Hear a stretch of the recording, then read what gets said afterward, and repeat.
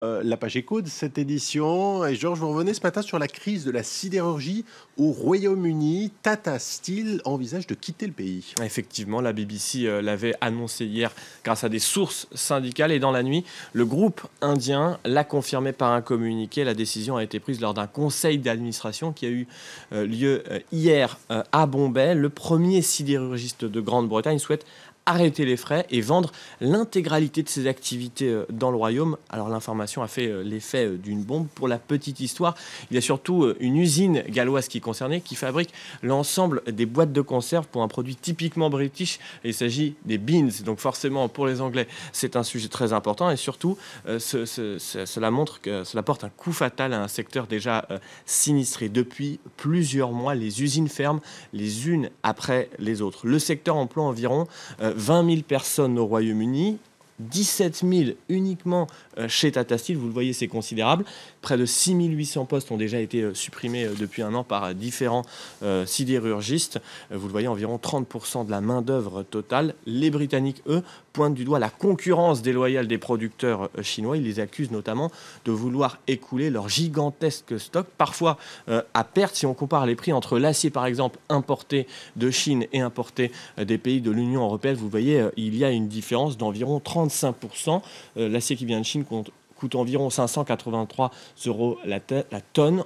Pour l'acier européen, 897. Vous voyez une différence assez importante. Alors forcément, les importations chinoises, elles ont bondi ces dernières années, près de 30% en 2014.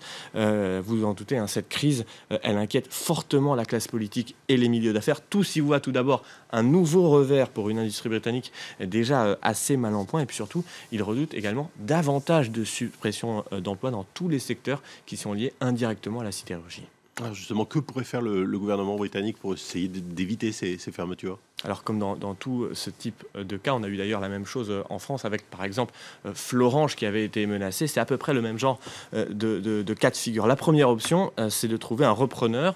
Alors il y a déjà eu plusieurs exemples qui ont existé, notamment en Écosse. L'État joue quand même un rôle, se porte garant dans la transaction. Ça, c'est l'option la plus probable. Une autre option, c'est de nationaliser. Alors vous en doutez, c'est assez improbable. Ce n'est pas vraiment dans la culture britannique, même si certains députés travaillistes le demandent tout de même. Ensuite, les aides directes sont interdites par Bruxelles. Reste peut-être l'option des barrières douanières. Ça fait longtemps que le gouvernement britannique demande à Bruxelles d'instaurer des barrières douanières. C'est un petit peu compliqué. Il faut montrer que les producteurs chinois font du dumping. C'est un processus assez long. Et puis le risque aussi, c'est qu'il y ait des mesures de rétorsion côté chinois. Vous le voyez, c'est un dossier assez compliqué. Ouais, dossier qu'on va suivre, bien sûr, sur les prochains mois.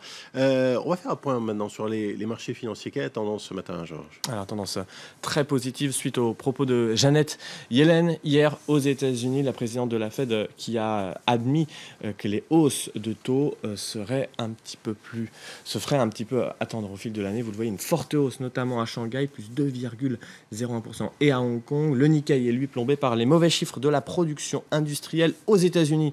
La séance, elle a été plutôt positive suite aux propos de Janet Yellen. Vous voyez notamment du côté du Nasdaq. Dans le reste de l'actualité des entreprises, en bref et en images, Volkswagen attaqué pour ses campagnes publicitaires aux États-Unis. Le gendarme de la concurrence a porté plainte pour publicité mensongère.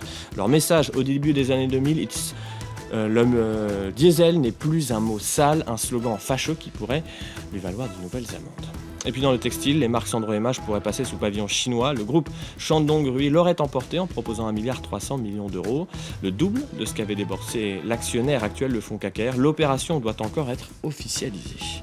Et puis autre opération imminente, le rachat de Sharp par le principal sous-traitant d'Apple, le Taïwanais Foxconn. Les conseils d'administration des deux entreprises doivent se prononcer aujourd'hui. Vendredi, Sharp avait annoncé des pertes plus importantes que prévues. Foxconn devrait donc abaisser son offre qui avoisinerait les 3 milliards d'euros. Les deux titres sont privés de cotation ce mercredi. Direction de la Turquie pour terminer, Georges, où le gouvernement a dévoilé hier les chiffres du tourisme pour le mois de février, des chiffres qui sont assez catastrophiques. Effectivement, il montre une baisse d'environ 10% entre le mois de janvier et le mois de février. Ce sont les chiffres les pires depuis environ 10 ans. Et sur les 12 derniers mois, la baisse est encore plus importante, environ 50% de touristes en moins. Le tourisme qui est un secteur clé de l'économie turque. Les explications d'Inès Olagaray. Dans le ciel d'Istanbul, les avions de ligne continuent à arriver. Mais dans les rues, les touristes se font plus rares. Normalement, à cette époque de l'année, les grandes artères du quartier de Sultanahmet sont animées par la foule et les restaurants sont pleins. Le ministère de la Culture parle d'une chute de 10%, mais c'est plutôt une chute de 50% comparée à la même époque. L'an dernier, je n'aurais même pas eu le temps de vous parler. J'aurais été trop occupé à servir les clients. 10% de touristes étrangers en moins par rapport à février 2015. La plus forte baisse qu'ait connue la Turquie en 10 ans. Depuis le début de l'année, le pays a été la cible de plusieurs attentats meurtriers, dont 2 à Istanbul, là où les touristes étrangers sont les plus nombreux. Si j'avais su qu'il y avait eu un attentat la semaine dernière à Ankara et un autre ici récemment, j'aurais sérieusement pensé à annuler mon voyage. Le tourisme turc souffre aussi de l'animosité qui règne entre Moscou et Ankara. Il y a 4 mois, la Russie a suspendu ses vols charters vers la Turquie après que l'un de ses avions de chasse a été abattu par l'armée turque. Résultat, pour le seul mois de février, le nombre de touristes russes a chuté de plus de 50% par rapport à l'an dernier. Le nombre de touristes baisse et les revenus diminuent également. Ce qui nous préoccupe, c'est bien sûr la création d'un déficit, parce que les revenus du tourisme forment une partie importante de l'équilibre du budget. Le secteur du tourisme représente 3% du PIB turc. Pour 2016, plusieurs économistes tablent sur la perte de 7,2 milliards d'euros, soit un quart des recettes touristiques du pays. Et voilà pour l'actualité éco de ce matin. On vous retrouve, Georges, dans 1 heure pour la dernière édition de la matinale, après l'ouverture des marchés européens. Merci.